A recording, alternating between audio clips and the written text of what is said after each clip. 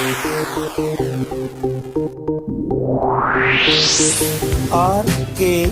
स्वागत है दोस्तों आपका एक बार फिर से हमारे YouTube चैनल RKB कैंफी वीडियोस में।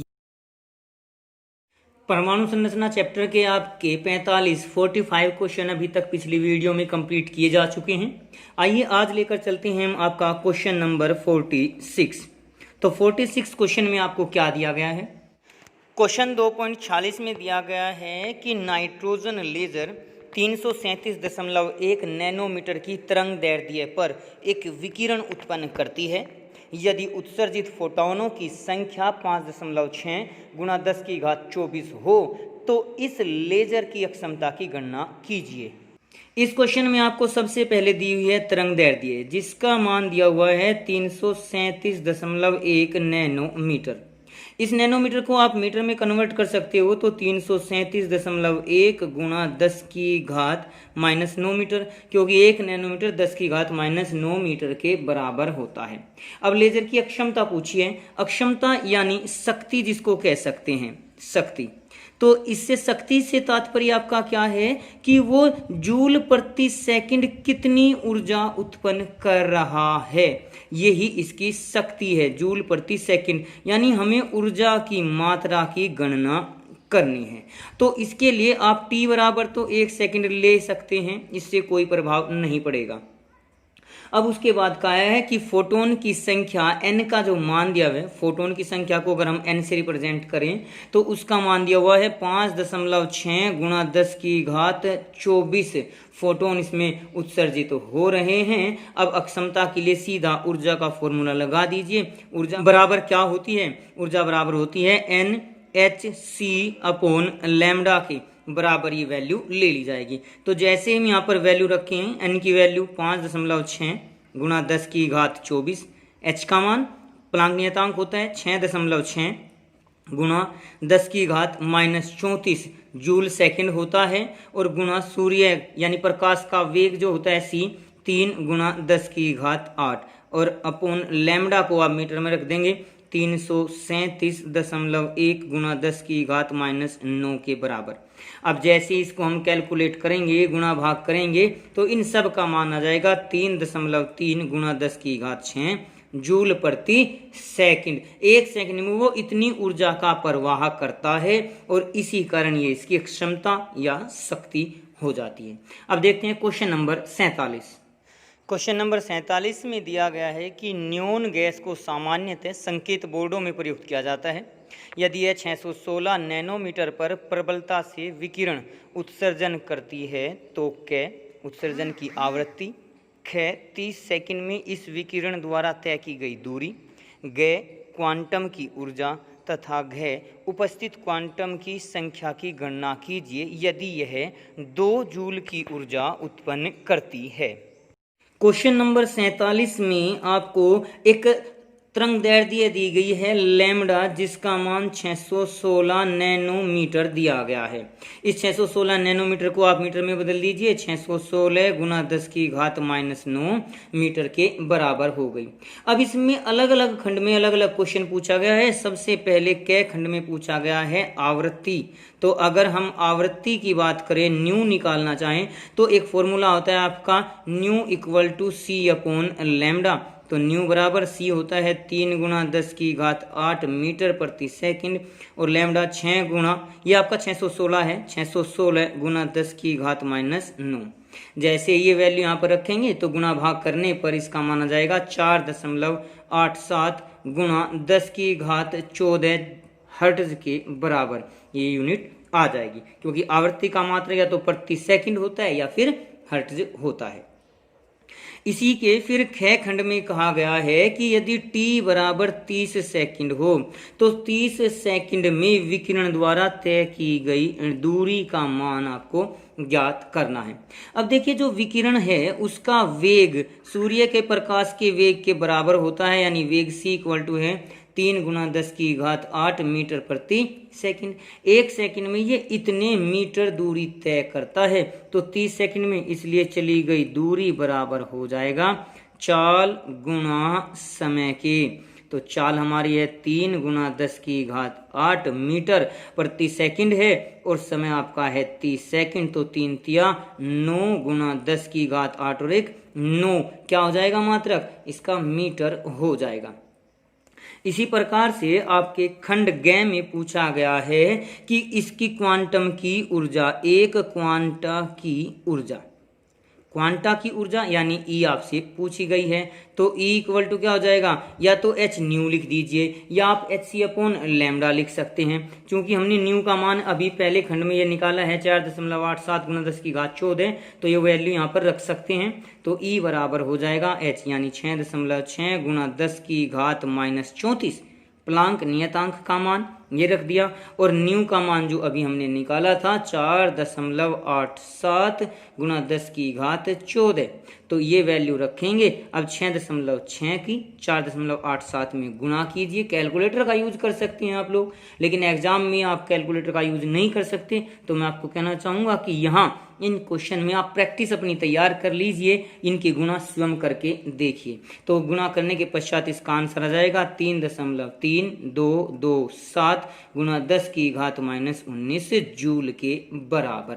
ये आपकी एक क्वांटम की ऊर्जा, एक क्वांटा की ऊर्जा है। अब इसके पश्चात आपका क्वेश्चन नंबर घ। क्वेश्चन घ में आपको फिर पूछा गया है कि उपस्थित क्वांटम की संख्या यानी कुल फोटोन की ऊर्जा। देखिए प्रकाश के लिए तो हम फोटोन कह सकते हैं और किसी भी ऊर्जा के लिए हम उसको क्वांटम भी कह सकते हैं। तो कुल फोटोन या क्वांटा की संख्या अगर हमें निकालनी है तो वो बराबर हो जाएगा कुल ऊर्जा, और उसको अगर डिवाइड कर दें हम एक क्वांटा की संख्या से, तो ऊर्जा से बल्कि, तो इस प्रकार से हम क्वांटम की संख्या निकाल सकते हैं। क्वेश्चन में कुल ऊर्जा आपको 2 जूल दी गई है और एक क्वांटम की ऊर्जा हमने अभी निकाली है 3.227 गुना 10 की घात -19 के बराबर अभी ये निकाली है। तो जैसे ही हम इसको डिवाइड करेंगे ये आंसर आ जाएगा 6.2 गुना 10 की घात 18।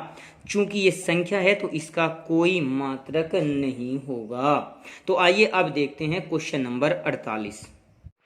क्वेश्चन नंबर 2.48 में दिया गया है कि खगोलीय प्रेक्षणों में दूरस्थ तारों से मिलने वाले संकेत बहुत कमजोर होते हैं।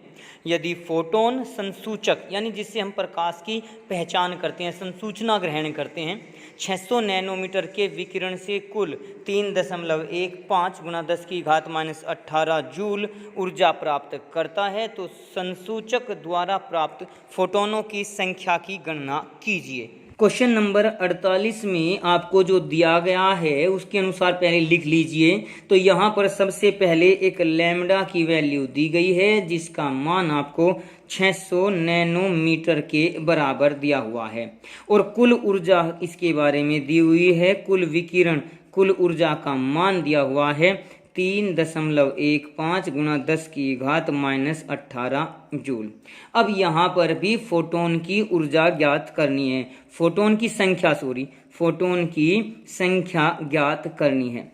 अभी जैसे पिछले क्वेश्चन में हमने किया है कि फोटोन की संख्या बराबर होती है कुल ऊर्जा बटे एक फोटोन की ऊर्जा। तो यहाँ पहले हमें एक फोटोन की ऊर्जा को कैलकुलेट करना होगा। तो एक फोटोन की ऊर्जा वो बराबर हो जाएगी E equal to hc upon lambda से। यहाँ पर h का मान 6.6 गुना 10 की घात -34 होता है। यह प्लांक नियतांक बार बार आ रहा है। प्रकाश का वेग होता है 3 गुना 10 की घात 8 मीटर प्रति सेकंड, और लैम्डा का मान आपको 600 नैनोमीटर दिया हुआ है, जिसको हम 600 गुना 10 की घात -9 मीटर के बराबर कर सकते हैं। अब यहाँ पर अगर इसको कैलकुलेट किया जाए तो कैलकुलेट करने पर ये सारी वैल्यू आ जाएगी 3.31 गुना 10 की घात -19 जूल।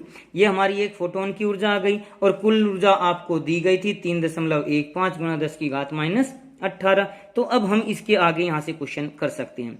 तो फोटोन की संख्या बराबर कुल ऊर्जा यानी 3.15 गुना 10 की घात -18 अपॉन ये लिख लेंगे 3.31 गुना 10 की घात -19 अब जैसे इसको भाग करेंगे तो ये लगभग पूरा पूरा न आके 9.9 के करीब आएगा, जिसको हम लगभग 10 फोटोन लिख सकते हैं। तो यहाँ पर इस क्वेश्चन में हमें फोटोन की संख्या निकालनी थी। पहले एक फोटोन की ऊर्जा निकालेंगे इस तरीके से, और फिर फोटोन की संख्या बराबर हो जाएगा कुल ऊर्जा जो हमें दी गई है, उसको एक फोटोन की ऊर्जा से भाग देने पर हमें 10 फोटोन प्राप्त हो जाते हैं। क्वेश्चन नंबर 49 में कि उत्तेजित अवस्थाओं में अणुओं के जीवन काल का माप प्राय लगभग नैनो सेकंड प्रास वाले विकिरण स्रोत का उपयोग करके किया जाता है। यदि विकिरण स्रोत का काल 2 नैनो सेकंड और स्पंदित विकिरण स्रोत के दौरान उत्सर्जित फोटोनों की संख्या 2.5 गुणा 10 की घात 15 है, तो स्रोत की ऊर्जा की गणना कीजिए। क्वेश्चन नंबर 49 में हमें आवर्तकाल, जीवन काल, समय काल यानी समय दिया हुआ है जिसको हम टी से प्रदर्शित कर सकते हैं, जो कि आपको 2 नैनो सेकंड के बराबर दिया हुआ है, जिसका मान हो जाएगा 2 गुणा 10 की घात -9 सेकंड के बराबर। और अब इस क्वेश्चन में आपको आवृत्ति निकालनी है, न्यू का मान निकालना है। तो आवृत्ति बराबर होती है 1/t, यानी जो आवर्तकाल होता है उसको डिवाइड कर देंगे, उससे डिवाइड कर देंगे तो 1/2 × 10⁻⁹। तो जैसे गुणा भाग करेंगे तो ये हो जाएगा आपका 5 गुणा 10 की घात 8। आवृत्ति का मात्रक आपका सेकंड इनवर्स लिख सकते हैं, या फिर आप लोग इसे हर्ट्ज भी लिख सकते हैं।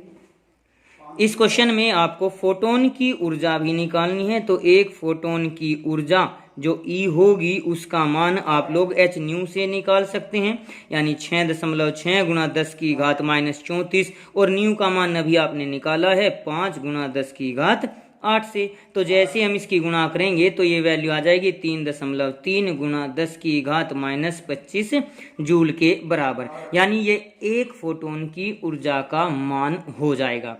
अब इसी क्वेश्चन में थोड़ा और आगे दिया गया है कि यदि उत्सर्जित फोटोन की संख्या हमें ज्ञात हो, तो उत्सर्जित फोटोन की संख्या दी गई है हमें 2.5 गुणा 10 की घात 15। तो फिर इसके लिए हमें कुल ऊर्जा का मान ज्ञात करना है। तो कुल ऊर्जा बराबर क्या हो जाएगी, फोटोन की संख्या गुणा एक फोटोन की ऊर्जा, इसको हम लेकर चल सकते हैं।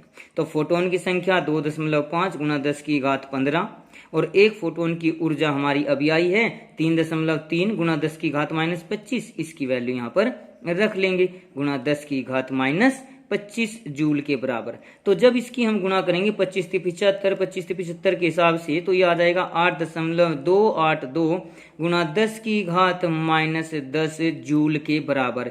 ये आपकी कुल ऊर्जा का मान हो जाएगा। तो अब देखते हैं क्वेश्चन नंबर 50।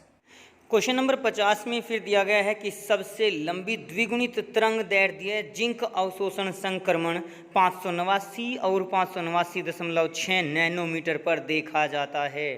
प्रत्येक संक्रमण की आवृत्ति और 2 उत्तेजित अवस्थाओं के बीच ऊर्जा के अंतर की गणना कीजिए।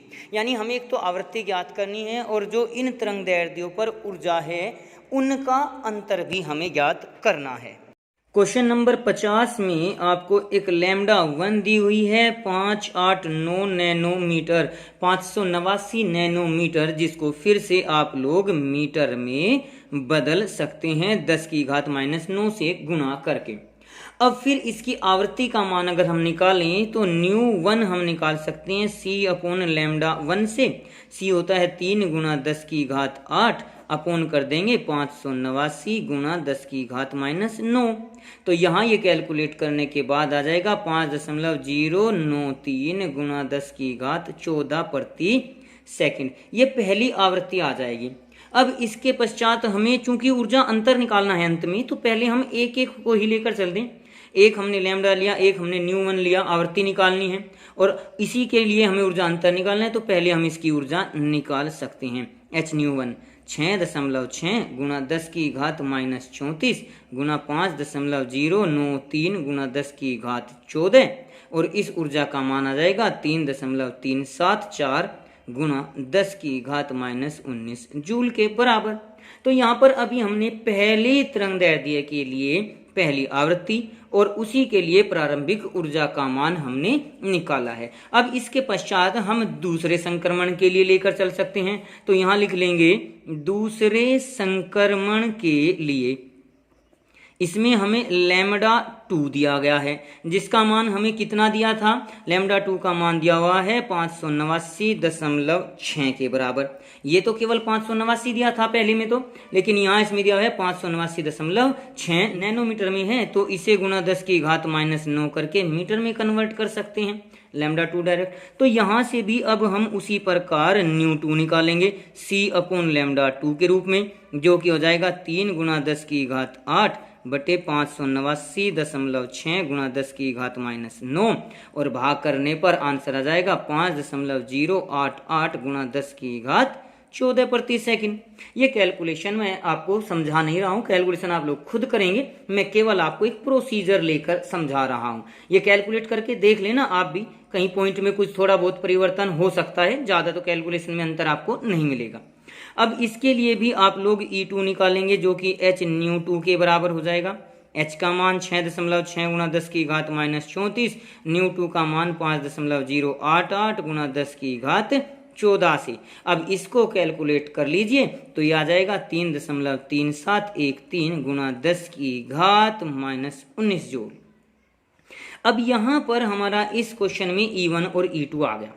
फिर क्वेश्चन में हमारा पूछा है ऊर्जा का अंतर, यानी जो हमारा E1 माइनस E2 है। ये माइनस का मतलब है कि हमें बड़े में से छोटा घटाना है, जो हमारी बड़ी ऊर्जा थी। अब यहाँ अंतिम ऊर्जा E2 का मान है 3.37 और जो हमारा प्रारंभिक ऊर्जा आया था E1 उसका मान था 3.374। तो यहाँ दूसरी ऊर्जा जो हमारी है 3.371 वो छोटी है, तो हमें E1 में से E2 घटाना है, यानी 3.374 में से हमें 3.371 को घटाना है और गुणा दोनों में 10 की घात -19 था, तो मैंने कॉमन ले दिया। अब यहाँ जैसे इसको घटाएंगे तो ये आपका 0 0 के रूप में होता हुआ चला जाएगा, जिसको हम 3.311 गुणा 10 की घात -22 के रूप में लिख सकते हैं। ये 10 की घात -22 क्यों? क्योंकि देखिए जब इसको हम घटाएंगे तो ये टोटल आपका आ जाएगा 0.00 और 4 में से 1 गया 3 आएगा। लेकिन अगर हम इसको 1-2 पॉइंट और तक निकाल लें, इसे भी अगले पॉइंट तक निकाल लें, तो फिर हमारे 3.31 आ सकता है, जिसको हम 10 की घात -19 से 10 की घात -22 के रूप में लेकर चल सकते हैं। तो आज की वीडियो में हमने आपके 50 क्वेश्चन कंप्लीट कर दिए हैं। आपकी NCERT बुक के अभ्यास के प्रश्नों को लेकर हम चले हुए हैं। अभी इस चैप्टर में आपके बहुत सारे क्वेश्चन बचे हुए हैं, जिन्हें हम लगातार क्रमानुसार वीडियो में आपके सामने प्रस्तुत कर रहे हैं और आगे भी हम इसी प्रकार से आपको वीडियो प्रस्तुत करते रहेंगे। तो आज की वीडियो के लिए आपका धन्यवाद। आज की वीडियो में बस इतना ही। अगली वीडियो प्राप्त करने के लिए हमारे चैनल को सब्सक्राइब करें, वीडियो को लाइक करें और अगर वीडियो अच्छी लगे तो कमेंट्स करें और दोस्तों को भी शेयर करें।